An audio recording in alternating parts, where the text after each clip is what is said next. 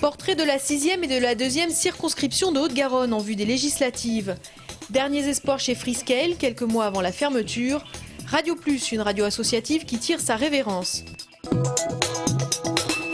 La 6e circonscription de Haute-Garonne compte plus de 130 000 habitants et regroupe des cantons ruraux comme celui de Cadour et des communes urbaines comme celles de Colomiers et de Tournefeuille. La députée sortante, Monique Iborra, est notamment membre de la commission des affaires sociales à l'Assemblée nationale. Sur le terrain, elle s'est fréquemment opposée à des fermetures de classes en milieu rural. Je crois qu'un député n'est ni un super maire, ni un super conseiller général, mais au contraire un élu qui doit assurer non seulement l'égalité entre les citoyens, mais égalité entre les territoires. Ce qui me tient à cœur, c'est vraiment tout ce qui concerne l'emploi des jeunes, mais aussi, et je veux insister là-dessus, mais aussi tout ce qui concerne la dépendance et les personnes âgées.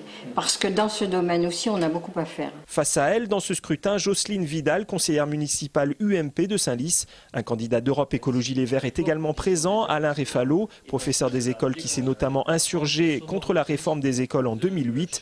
Monique Iborra ne considère pas les Verts comme des adversaires. Des accords nationaux entre les deux partis ayant été signés. Ces accords prévoient un désistement au deuxième tour pour celui ou celle qui arrive en tête. Depuis 2011 et la perte par le PS du siège de conseiller général sur Colomiers au profit du candidat vert, les deux formations sur ce territoire ont bien du mal à s'entendre.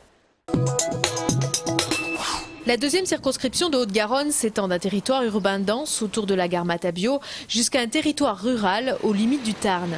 Modifiée par le redécoupage, elle a perdu le canton de Villemur et gagné le canton de Toulouse-7. Le socialiste Gérard Bapt, médecin et maire de Saint-Jean, est député depuis 1997 et se représente à sa propre succession. En qualité donc de député d'opposition, je vais plutôt avoir un bilan en matière de santé publique. Par exemple, ma commune Saint-Jean a été la première à interdire les biberons au bisphénol, qui est une mesure aujourd'hui qui est étendue depuis le 1er mars dernier à l'Europe tout entière. L'axe prioritaire que je veux donner à ma campagne, c'est bien entendu l'accompagnement du projet de François Hollande. Voilà donc un certain nombre de points, l'école, l'emploi, la sécurité, sur lesquels il ne faut pas dégrader les services publics, parce que c'est la vie quotidienne et c'est l'avenir de nos concitoyens. Gérard Bapt est accompagné de son suppléant Bertrand Montubert, président de l'université Paul Sabatier. Face à eux, on trouve notamment Nicolas Bonleu, candidat UMP, qui prône une réindustrialisation du territoire, l'aboutissement du projet LGV et la valorisation de la ruralité. Mais au total, ils ne sont pas moins de 15 candidats à briguer la 2e circonscription dès dimanche. Depuis 3 ans maintenant, les Freescale sont sous le coup d'un plan social. Les syndicats défendent une solution de reprise orientée vers les semi-conducteurs dans l'automobile et l'industrie pour la recherche-développement et la fabrication de nitrate de galliure. Mais le plus scandaleux dans cette affaire, c'est que Freescale licencie uniquement pour retourner sur le sol américain. Il n'y a aucune justification économique, la boîte n'est pas en cessation de paiement, les clients sont là. Si on est ouvert encore aujourd'hui, c'est parce que des grosses commandes clients sont tombées, qu'il a fallu les honorer. Donc ce n'est pas un problème d'activité, ce n'est pas un problème de travail, ce n'est pas un problème d'argent, c'est juste une décision complètement insensée et qui va a priori aller jusqu'au bout. L'entreprise doit définitivement fermer le 10 août prochain. Les Freescale veulent d'urgence qu'Arnaud Montebourg bloque la décision.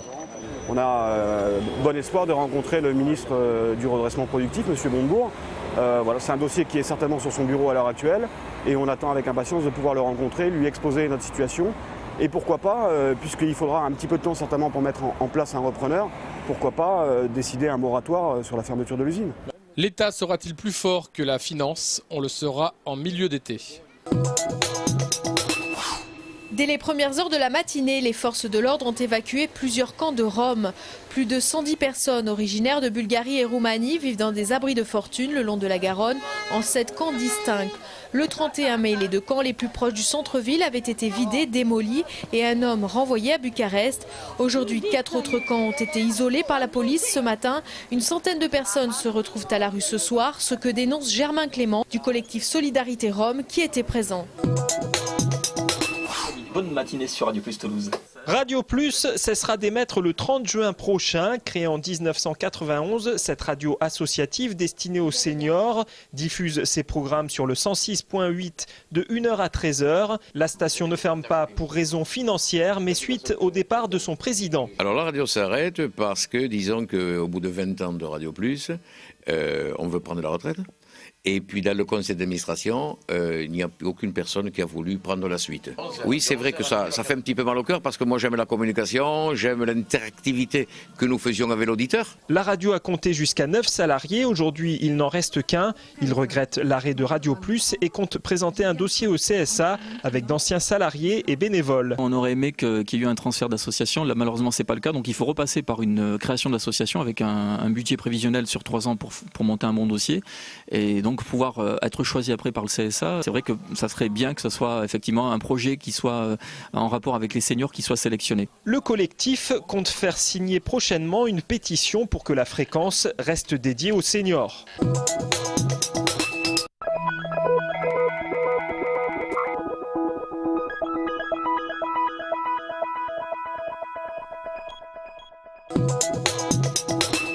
Connaissez-vous les D3E? Ce qui est sûr, c'est qu'à l'image de ces exemples, vous en possédez forcément quelques-uns chez vous.